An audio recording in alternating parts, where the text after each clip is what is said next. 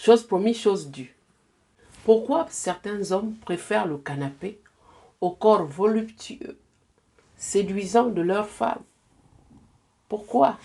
Parfois, de 1 heure du matin, 2 heures, 3 heures, voire même, y passer toute la nuit, alors que madame est languissante et qu'elle attend l'époux, elle attend son conjoint dans le lit, mais ce dernier préfère passer des nuits dans le canapé. Pourquoi? Pourquoi certaines femmes vont se voir souffrir d'un type de rejet de la part de leur conjoint, passer des nuits blanches à désirer un mari qui, lui, finalement, a épousé le canapé? Pourquoi? Je vais vous dire pourquoi. Il y a plusieurs raisons. Et la première raison, ça peut être que monsieur travaille beaucoup.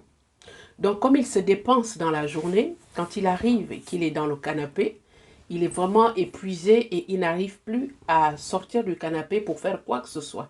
Il y a des fois même, il demande à être servi dans le canapé pour certains hommes qui ont certaines habitudes. Et ça doit être normalement passager. Deuxièmement, l'infidélité peut être une raison qui pousse un homme à aimer le canapé, c'est-à-dire à préférer le canapé à un joli lit, un beau lit douillet. Déjà, il faut savoir qu'il y a des hommes mythomanes, c'est-à-dire qui pratiquent le mensonge à un certain degré et qui font croire que chez eux tout va mal pour appâter une femme, pour la tirer dans leur lit.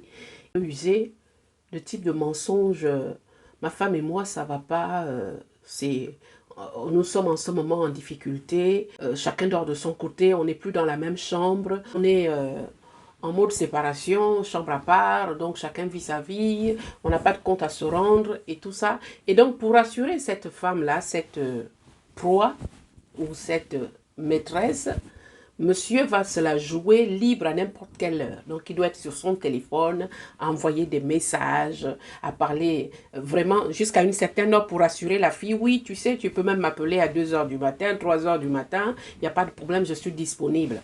Les WhatsApp, la SMS et tout ça, messagerie, Messenger, ça se joue là-bas. Donc, ils vont s'amouracher là, se passer des messages vraiment d'amour romantique, même parfois pornographique. Monsieur est dans le canapé, il se la joue. Et la femme du dehors est convaincue que franchement, il est sérieux. Donc, ça peut être une raison qui amène l'homme à préférer le canapé. Parce que là, il faut qu'il joue. Il faut qu'il ait les moyens de sa politique. Mais la pauvre femme, son épouse, va souffrir dans le lit. La troisième raison, ça peut être l'envoûtement. C'est-à-dire cet homme est envoûté. Certains types d'envoûtement, par exemple, rendent des hommes impuissants. Vous voyez un peu, quand un homme tombe dans l'impuissance, c'est-à-dire il n'a plus de faculté sexuelle, il ne peut plus répondre, il n'a plus d'érection. Donc, qu'est-ce qu'il va faire pour ne pas avoir à s'exprimer avec sa femme, pour ne pas avoir à perdre la face?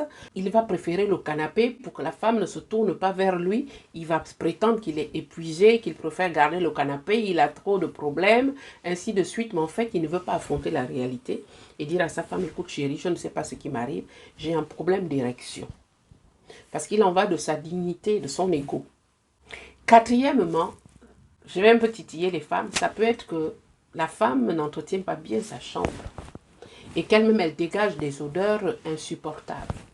Donc l'homme n'est pas à l'aise quand il dort dans le même lit qu'elle. Il y a des femmes qui ne savent pas faire des toilettes intimes non plus. Qui plus est, si elles ont eu des maternités, elles se laissent parfois aller. La toilette intime n'est pas assurée et vraiment le mari ne peut pas supporter de l'avoir dans le lit ou même encore d'avoir des rapports.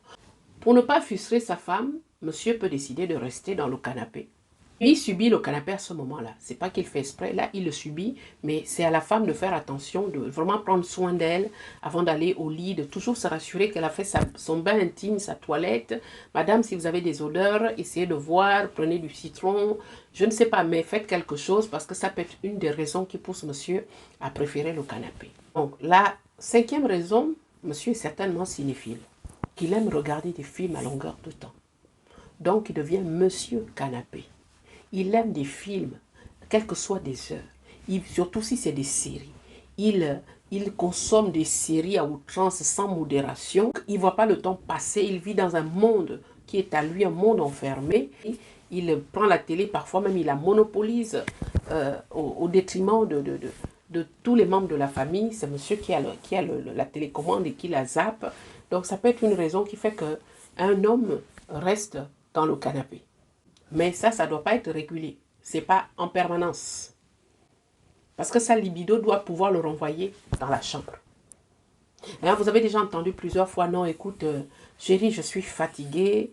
Combien de fois les femmes ne viennent pas chercher leur mari au salon? Chérie, on va se coucher. Chérie, tu viens? J'arrive, chérie. J'arrive, j'arrive. Et j'arrive là. La nuit se passe sur son j'arrive. Le matin arrive sur son j'arrive. Monsieur n'arrive jamais. Ça se passe un jour, 2 jours, 3 jours, une semaine. Ça devient chronique quand vous comptez des mois et des mois où votre mari ne peut pas vous rejoindre au lit avant minuit, avant 1 h du matin, voire 3 h du matin, même parfois pas du tout.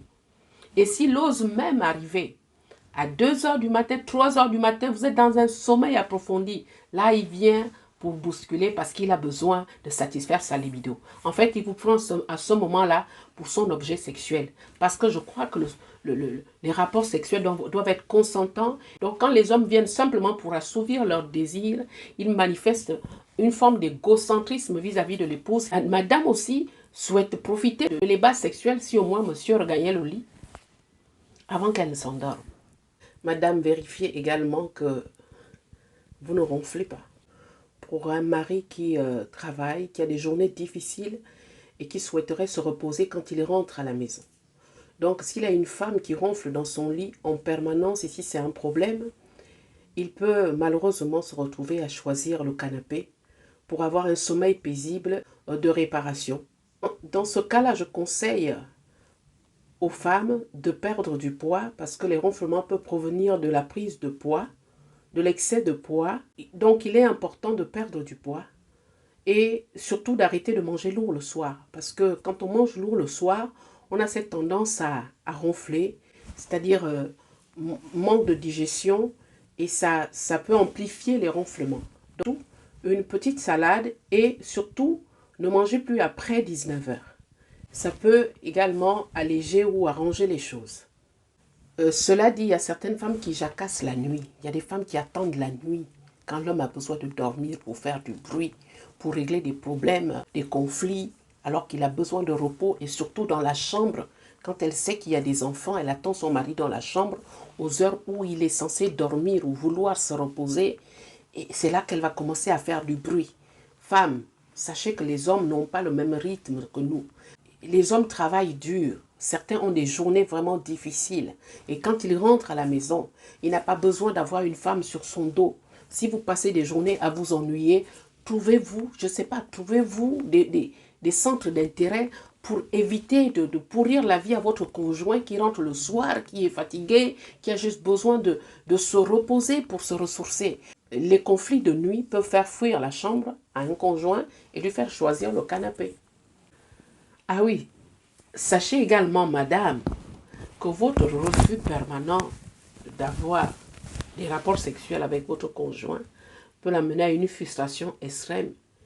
Juste pour évacuer cette frustration, monsieur va décider de garder le canapé et de ne plus rester dans la chambre. Donc, il y a vraiment à faire très attention.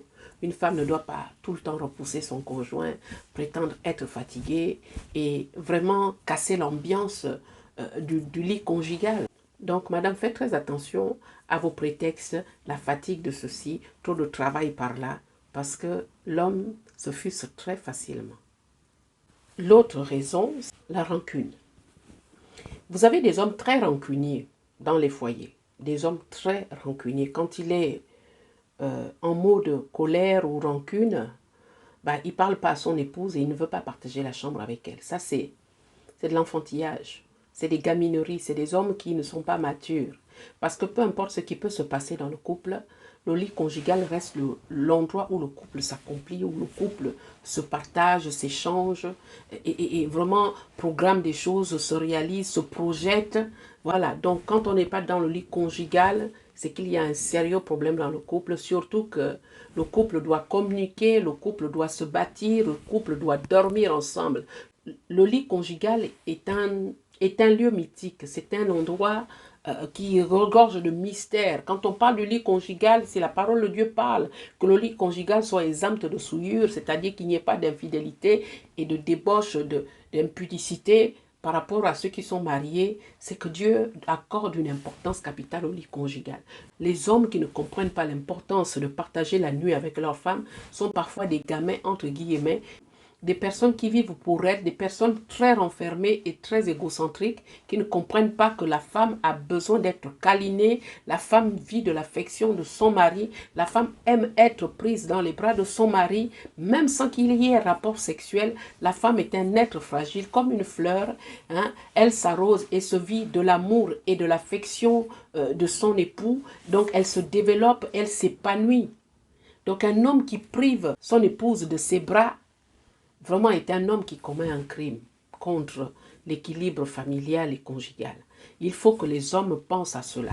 Vous n'êtes pas mariés pour vivre pour vous. Vous n'êtes pas mariés pour continuer à vivre comme des célibataires. Quand on est marié, on tient compte de l'autre. S'il y a des choses à se reprocher, qu'on se le fasse. Mais le lit conjugal doit être honoré, de l'un comme de l'autre. C'est très important. Je dis, on peut avoir des petits temps de solitude où chacun a besoin de prendre un temps de réflexion. Ça dépend de la gravité de la situation qui vous oppose, monsieur et madame. Ça dépend des problèmes que vous vous reprochez. Mais je dis bien, si vous prenez un temps de réflexion où madame est en retraite dans la chambre à côté, où monsieur a besoin de se sentir seul, mais que ce soit pour des motivations saines, pas pour des motivations fallacieuses ou encore malicieuses. Parce que le couple doit s'épanouir. Quand un homme enlace sa femme dans le lit, il lui donne véritablement l'affection dont elle a besoin, la considération dont elle a besoin, l'amour dont elle a besoin. Ça dépasse le sexe. C'est juste une affection qui vient vraiment rassurer cette femme et redonner un sens, vraiment redonner un sens à sa vie, à son cœur.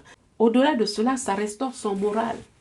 Ça lui prouve que son conjoint l'aime, son époux l'aime, son mari la considère. On ne peut pas dormir dans le canapé toute une vie. Vous ne pouvez pas choisir de rester dans le canapé toute une vie. Votre vie ne se joue pas au travers de la télévision. Et encore moins au travers les SMS envoyés à une maîtresse. À ce moment-là, vous montrez à une maîtresse qu'elle est plus importante que la femme que vous avez épousée. Donc vous montrez que vous êtes un homme léger, un homme qui n'a pas de poids, un homme qui n'est pas respectable. Donc il faut à un moment donné que vous sachiez que vos actes ont des répercussions dangereuses dans la vie de votre épouse. Dormir ensemble est une chose merveilleuse. C'est l'accomplissement, c'est le plein épanouissement, c'est l'équilibre que ça procure lorsque vous dormez ensemble.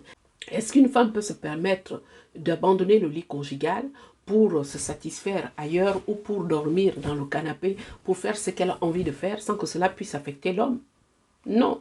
Donc, vous aussi, les hommes, ne le faites pas. Parce qu'il faut comprendre que Dieu a donné à l'homme comme à la femme le même cœur. Il n'y a pas un qui peut supporter plus gros et l'autre qui doit juste poser des actes et demander à l'autre de supporter. Non, le foyer n'est pas un endroit où on dit à l'un de supporter et à l'autre de continuer à évoluer dans la bêtise et vraiment dans des actes qui font mal. Alors il faut savoir, s'il y a un problème, réglez-le. S'il y a un dysfonctionnement, réglez-le. Au lieu de rester dans les rancœurs ou poser des actes qui compromettent, le canapé ne sera jamais une épouse. Le canapé ne résout pas vos problèmes. Le canapé ne vous accompagne pas dans la vie de tous les jours. Le canapé ne remplit pas votre cœur d'amour. Le canapé est un meuble. Il faut le remettre à sa place. Voilà, donc j'espère que cette vidéo vous a fait du bien et qu'elle va aider les couples à reconsidérer ce qui est formidable, ce qui est bienséant. Et vraiment vous amener à construire ensemble, à bâtir ensemble, à vous aimer et surtout d'enjoyer votre lit conjugal. C'est le lieu où tout doit se passer. Que Dieu vous bénisse. Et si cette vidéo vous a fait vraiment énormément du bien, je vous invite à la partager. Et surtout, abonnez-vous.